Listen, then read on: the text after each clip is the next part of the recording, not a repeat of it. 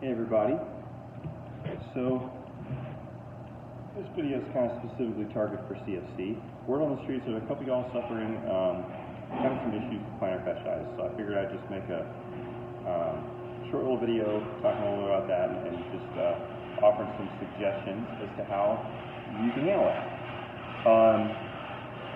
First off, plantar fasciitis is where the tissue here tends to get really tight, develop adhesions, and it feels sometimes like you have a bruise here, or like you have a pebble inside your foot, or maybe like sandpaper.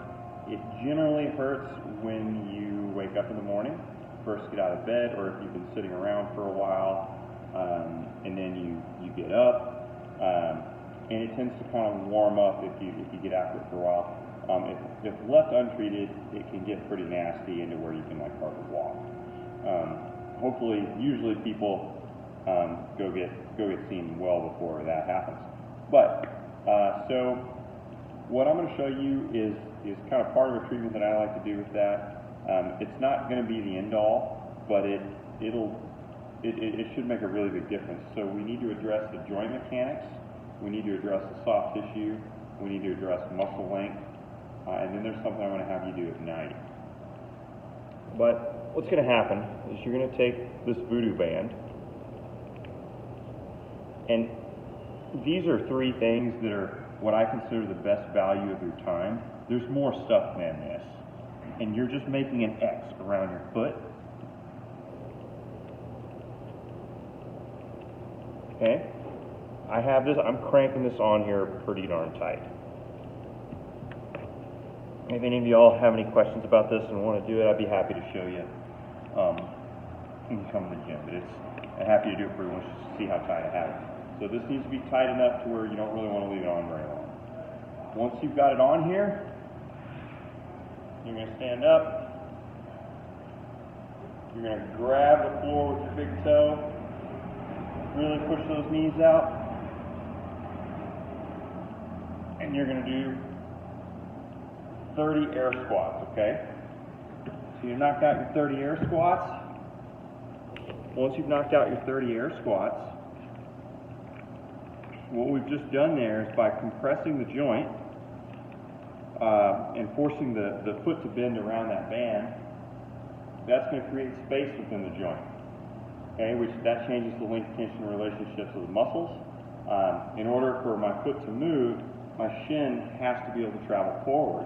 If there's no room in this anterior capsule for it to travel forward, it can't travel forward. Likewise, the talus has to travel backwards likely. If that's the problem, you have a joint restriction, you feel a pinch in the front of your foot when you squat.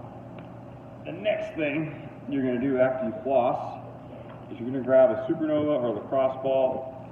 You're going to start in the middle of your calf, okay? You're going to let this thing kind of punch in there. You're going to slowly work your way down, find a bad spot, slowly kind of get into it as it starts to release. And you're going to do this all the way down your leg, okay? Going nice and slow. Once you find kind of a sore, rough, or lumpy spot, you're just going to hang on it until you feel it kind of melt away. Notice how I'm not moving a whole lot, all right? I'm really trying to pay attention to how that tissue feels. This is a skill just like anything else. And then we're slowly going to get down. Once we get down to the bottom, we're going to start over, and now we're going to do the same thing on the inside here. We got to get the inside, and we're slowly going to work our way down. If you want, you can move your foot around. We're slowly going to work our way down.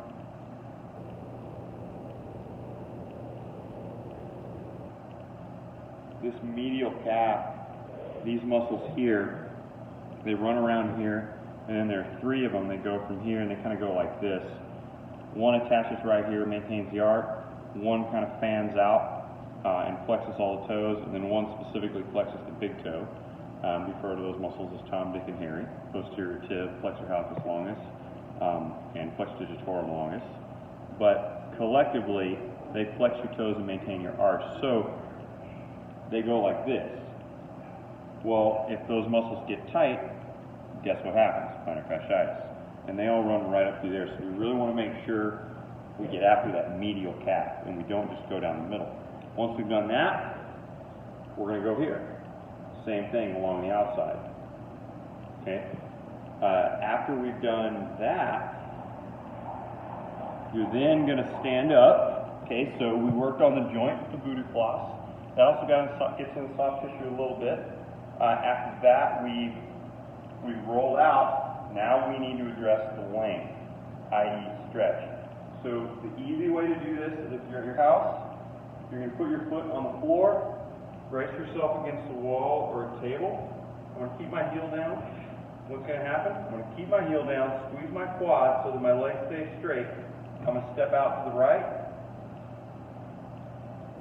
Hold that for a little bit. Come back. Step to the middle. Hold that for a little bit. Come back. Step to the other side. Hold that for a little bit.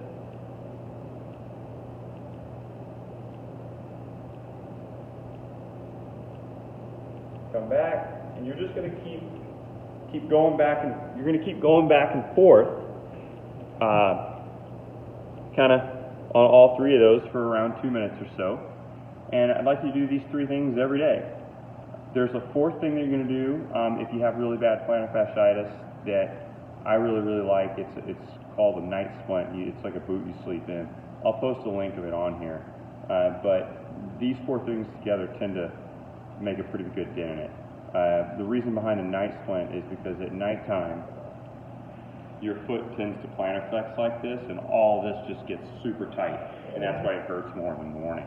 So if at night we can prevent you from going backwards, I mean, you're going to get better that much faster. All right, thanks guys, and y'all have a good one.